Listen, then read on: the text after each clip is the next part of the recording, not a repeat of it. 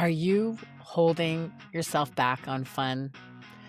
Do you feel hesitant because you might be embarrassed or feel weird, uncomfortable, and ultimately the J word, judged? The biggest roadblock of not having fun is not time. Newsflash, I just discovered this. It's worrying about what other people will think.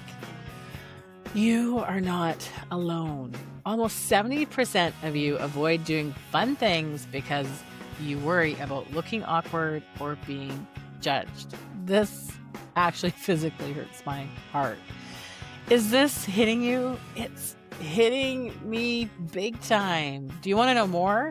I sure do. And not only that, I have 3 things you can try to kick that judgy feeling to the curb so you can get back to your fun for you. All of you, all fun you.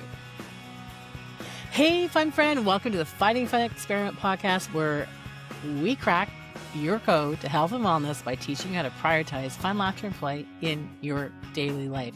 With me, Trina, your life fun expert and host, carrying a vision with all of you to inspire worldwide fun movement, so in turn we can live our best, vibrant, healthiest lives. On today's episode, I really want to dig into how feeling judged can put a big stop sign in front of your fun and what you can do about it. I hear this a lot. It's coming a lot these days for me. Maybe I'm hearing it differently from my clients, my family, the people around me, my tribe. That's weird. How embarrassing. I'll get judged. These are all very common feelings. I observed this recently when I hosted a Mrs. Roper party for my gal pals. And I observed some very interesting behaviors on this invitation. And it was a lot of hesitant, not a lot, some hesitant, I should say a lot, some hesitant on participating, not really wanting to. They're really unsure. And there were definitely some friends that were all in, no questions asked. They were all over it.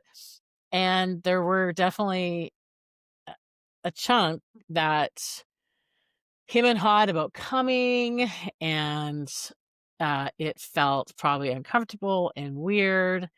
And what I did discover is once they were in, they were all in. After a bit of time about feeling, and I should probably pause. What is a Mrs. Roper party? Okay, this is good. This is good. So Mrs. Roper, there was a 70s show called Three's Company. There was 2 roommates and a guy, and it was back in those days. It was like a big like no for a guy to live with 2 women. So he pretended he was gay, and the neighbors were Mr. and Mrs. Roper, and there was a cast of characters, and they were always suspicious and trying to find out the truth. And Mrs. Roper, she had curly red hair. She always wore muumuus, very colorful. She had chunky jewelry. She was a woman ahead of her time. She talked a lot about her sexual interests, and her husband did not have them. So there was a lot of back and forth about that. Very inappropriate comedy, which is kind of hilarious today. And it was a really fun 30-minute comedy. So Mrs. Roper, I think back in 2013, there was a Mrs. Roper pub crawl, and a whole movement on Mrs. Roper where women would get together, men would get together, dress up as Mrs. Roper, and have parties and go to the pubs and have a good time. So it's a whole thing. And so it's been on my fun list to host a Mrs. Roper party. So that rewinds me back to the top of this conversation. So that's where I invited my gal pals to this party to participate in our own Mrs. Roper party. And so back to the hesitancy, and some of the women were not quite sure about participating and engaging. And again, once they were comfortable and they were just in, they're probably more in than anybody at the end of it. They just needed a little bit of cheerleading. And that really brought me to this aha moment, or this moment of like, I'm just curious, why do so many adults want to have fun and they hesitate because of this fear of a judgment and being embarrassed? So that's my curiosity today. So I dug into it a bit more and I found out that 1 in 3 adults say they hold back from fun due to feeling self conscious. Adults who fear judgment are 3 times more likely to describe themselves as no fun. And over 60% of adults say they've lost their fun because they worry too much about other people's opinions. Does that sound like you? I know it sounds like a few of you from the Mrs. Roper party. And so why does that happen? Well, three things, and this is a long list of many, but I pulled out the top three that really resonated with me. Social comparison. So we overestimate how much others are watching or evaluating us by nearly 200%. I'm going to say that one more time because this is staggering. We overestimate how much others are watching or evaluating ourselves by 200%. So then what happens with that? Well, this leads to worrying about looking silly, fear of standing out, avoiding anything that draws attention, like the Mrs. Roper very colorful moo believing people care more than they actually do. And your brain is wired for belonging. We all want to belong. We're longing for survival, and it constantly scans for potential rejection. So I reflected on myself, and I fall in this category somewhat. I was reflecting on where my behavior would go in this area, and it does. I do it. I do it with my social media posting. I do often will rewrite the same post I would maybe do on TikTok or Instagram. I would redo my social post on LinkedIn because I do have this slight fear of looking unprofessional or goofy or silly. Maybe no one might not want to hire me if I'm wearing this like fun fan ball cap. And but that's a great example of where I fear that rejection, and it's very normal and it's very natural, and I wanna do something about that, so I'll come up into that later because 'cause I'm gonna share 3 ways to, overcome this. Number 2, childhood conditioning. You hear me a lot talk about that, acting your age. From a very young age, a lot of us were taught, "Don't be silly, settle down, be responsible, stop fooling around," and that shapes our brain, and our association between play is bad, it's immature, and seriousness is good and it's accepted. So that's how it shaped up. And I've shared the story before about my mom. She was, bless her, she would tell me all the time, Trina, please stop gallivanting and just stay home and cook your husband and your family dinner and clean the house, get you declutter a few closets. And so that's, how I was raised. And my mom, I would say she very much related where, being playful was bad and immature, and being serious and being responsible and accountable was good, and so she just didn't want me to be bad, but I I don't know if I convinced her not that gallivanting was good. Oh, hi, mom, I'm up in heaven wherever you are. Okay, number 3, cultural pressure. Productivity is doesn't equal play, so most modern cultures reward us with hard work, efficiency, being busy, achievement, and it really, really subtly punishes or dismisses play and rest and fun and leisure. So adults grow up feeling guilty for resting, taking a day off work, being afraid that fun makes them look unproductive, makes them look lazy. So it creates this default mode where fun feels irresponsible. And I don't know about you, but I don't know how many times a day when I ask someone how they are that, one of the most common reactions is I'm busy.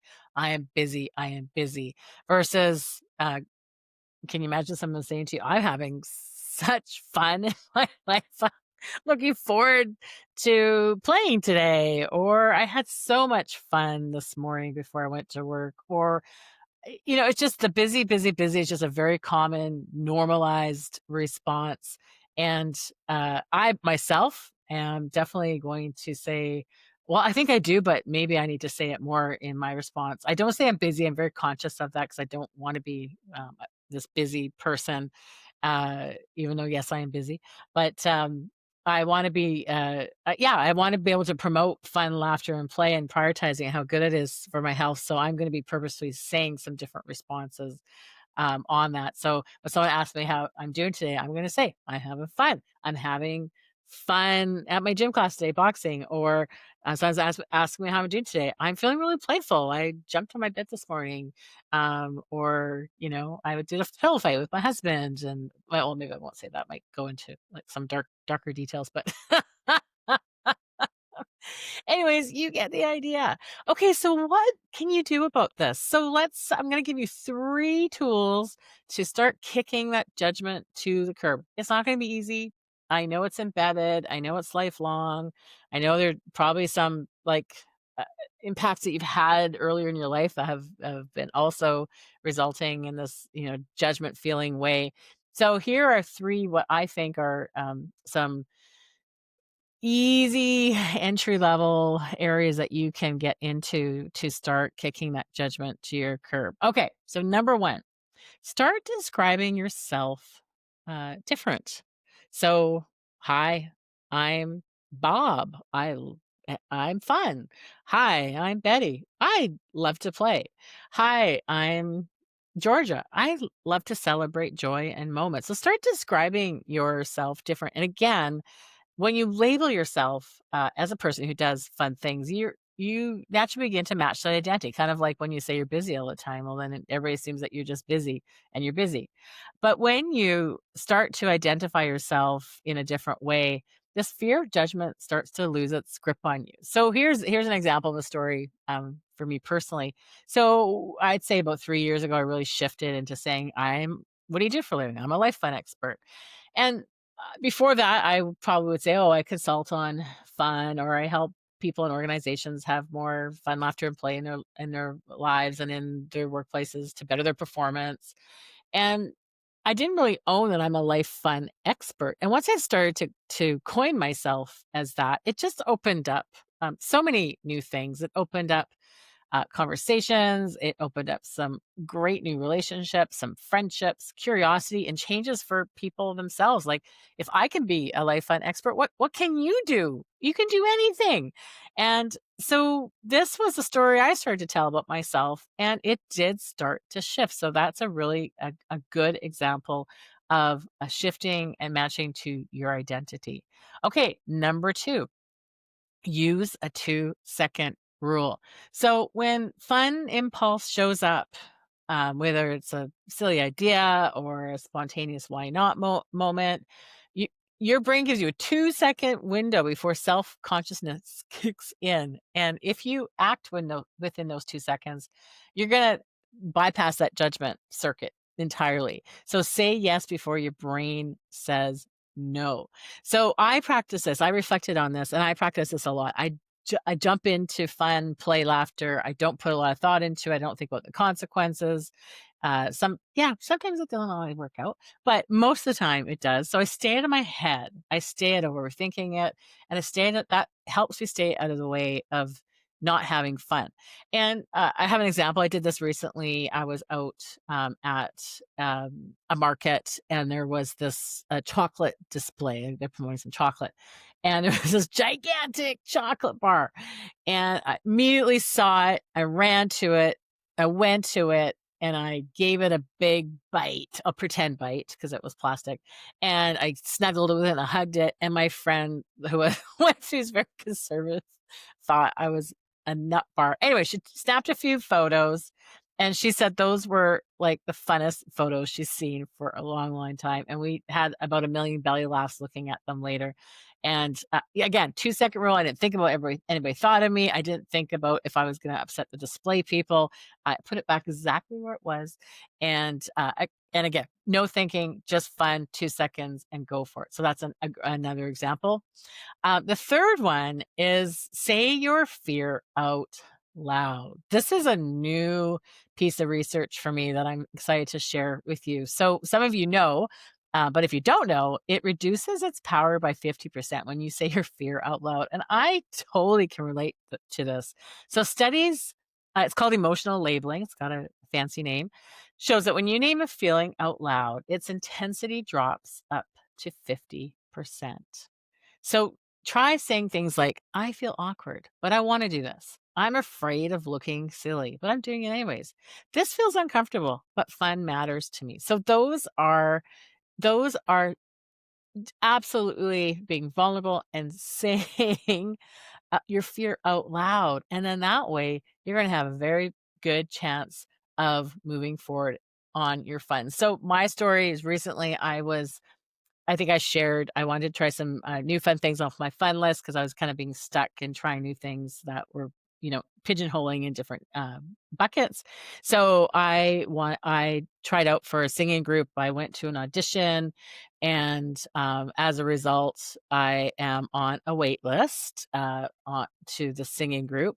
But instead of saying they didn't pick me for the singing lessons, I'm saying I'm very sure if I have a singing voice outside the shower, but I will have fun learning if I do. So that vulnerability, saying that fear out loud is going to reduce me from not going ahead with those singing lessons for the singing group.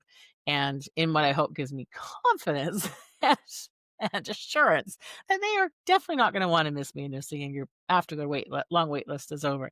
So I'm very unsure if I have a singing voice outside the shower, but I'll have fun learning if I do. Okay, that is a lot about judgment and fun that I learned, and I hope that you learn too. So might I challenge you today, try one of these 3 tools over the next week. Just one, the easiest one. See if it starts to shrink the judgy feelings and you're caring towards them. So recap, pick one, say your fear out loud, do the 2-second rule, or start describing yourself different. You got this. I am sending you good riddance judgy vibes. Thank you for listening and prioritizing living lively in your life to benefit your health and wellness. If this episode sparked something inside of you, especially breaking through that judgment, please share with a friend who might need to hear that they are not alone in all this judgment and how they can too kick their judgment feelings to the curb. And thank you for being part of the fun movement, the worldwide fun movement, by prioritizing fun, laughter, and play in your life. And in turn, the world is lighter, brighter, and a lot more healthy. For some extra fun, check out my How Lively Are You? Really Are You quiz. Take the quiz and find out. Visit www.minddoodles.ca, or I'll put the link directly in the show notes. Keep living lively, my friend. Till next time.